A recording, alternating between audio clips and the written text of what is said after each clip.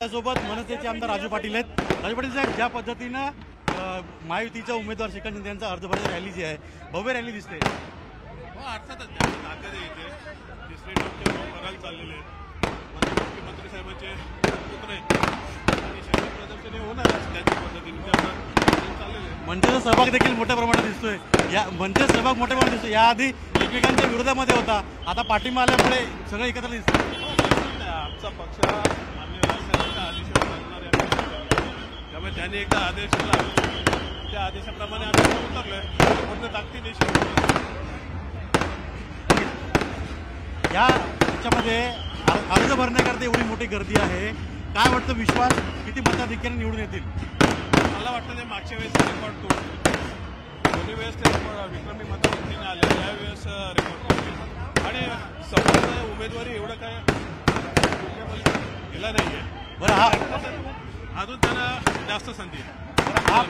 हा जो बिनशर्त पाठिंबा आहे, हा पुढे विधानसभा आणि महानगरपालिका निवडणुकीला कायम राहिला तर काय चित्र असेल? नाही, तेव्हा आम्ही लढणार आहोत। हा बिनशर्त पाठिंबा आता आहे, तेव्हा आम्ही निवडणुका लढणार। म्हणजे विधानसभा आणि महानगरपालिकेला पाठिंबा असेल नसेल, आम्ही एकत्र राहून काम करू, एकत्र राहून निवडणुका लढवणार असं चित्र सध्या दिसतं। नक्कीच पुढे देखील विधानसभा आणि महानगरपालिकेला एकत्रपणे निवडून लढू असा देखील विश्वास मनसेचे आमदार राजू पाटील यांनी व्यक्त केला आहे। पुढे त्यांनी अजित मांढरेंचा लोकमत डोंबिवली।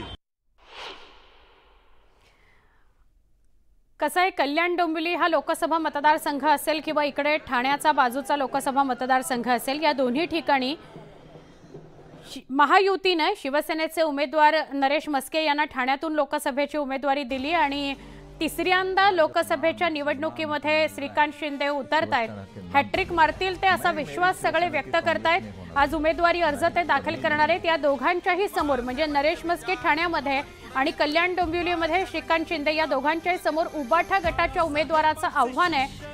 श्रीकांत शिंदे यांच्या समोर वैशाली दरेकर राणे यांना उबाठा गटानं उमेदवारी दिलेली आहे आणि दुसरीकडे नरेश मस्के यांच्या समोर राजन विचारे यांचा शिवसेना उबाठाचं आव्हान आहे। आपल्याला रवींद्र चव्हाण दृश्यांमध्ये दिसत आहेत। डोंबिवलीमध्ये ही भव्य दिव्य अशी रॅली महायुतीची, जोरदार शक्ती प्रदर्शन, मनसे सहभागी झालाय, अजित पवार उपमुख्यमंत्री सहभागी झालेत, देवेंद्र फडणवीस उपमुख्यमंत्री सहभागी झालेत, रथावर ते आपल्याला दिसत आहेत। मंत्री रवींद्र चव्हाण यांनी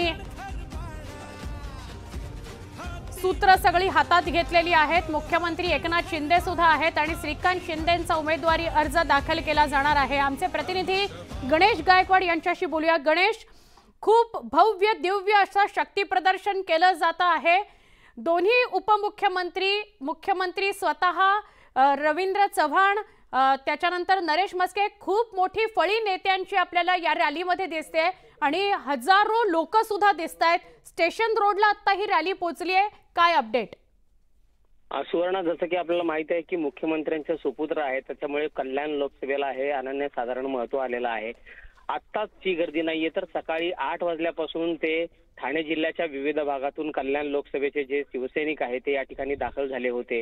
त्याचबरोबर इतर जे मित्रपक्ष आहेत ते देखील, त्यांचे देखील कार्यकर्ते या ठिकाणी दाखल झाले होते।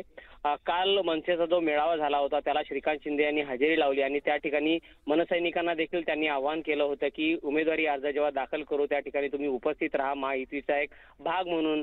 त्यामुळे मनसेचे कार्यकर्ते देखील मोठ्या संख्येनं या उमेदवारी अर्ज दाखल करताना सहभागी झालेले आहेत आणि प्रचंड मोठा जनसमुदाय या ठिकाणी उमेदवारी अर्ज दाखल करताना आपल्याला पाहायला मिळतोय। स्वतः राज्याचे उपमुख्यमंत्री आहेत, दोन्ही उपमुख्यमंत्री आहेत, नरेश मस्के असतील, सार्वजनिक बांधकाम मंत्री रवींद्र चव्हाण असतील, हे देखील आहेत आणि प्रचंड मोठा जनसमुदाय जो आहे त्याच्या माध्यमातून हा उमेदवारी अर्ज दाखल केला जातोय। प्रतिष्ठेची निवडणूक म्हटली जाते, मात्र जर संबंध आपण जर इथला इतिहास पाहिला किंवा गेल्या 10 वर्षातली कामं पाहिली तर या प्रतिष्ठेच्या निवडणुकीला एक आणखी वेगळं रूप आलेलं आहे असं म्हणता येईल। कारण कुठेही असा प्रचार न करता केवळ विकासाच्या नावावर मतं मागतोय अशा प्रकारची सगळी प्रचार यंत्रणा या ठिकाणी शिवसेनेची कामाला लागलेली आहे। मात्र सध्या जर आपण पाहिलं तर कल्याण लोकसभेच्या प्रत्येक रस्त्यावर प्रचंड शिवसैनिक सगळ्या ठिकाणी आपल्याला पाहायला मिळत आहेत। सुवर्ण, नक्की तुर्तास धन्यवाद गणेश, ही माहिती दिलीत आपण। ही रॅली गणेश मंदिर फडके रोड इथून सुरू झालेली आहे। महायुती शक्ती प्रदर्शन करता आहे। सावळाराम मैदान घरडा सर्कल इथपर्यंत ती जाणार आहे आणि आज उमेदवारी अर्ज श्रीकांत शिंदे आपला दाखल करतील।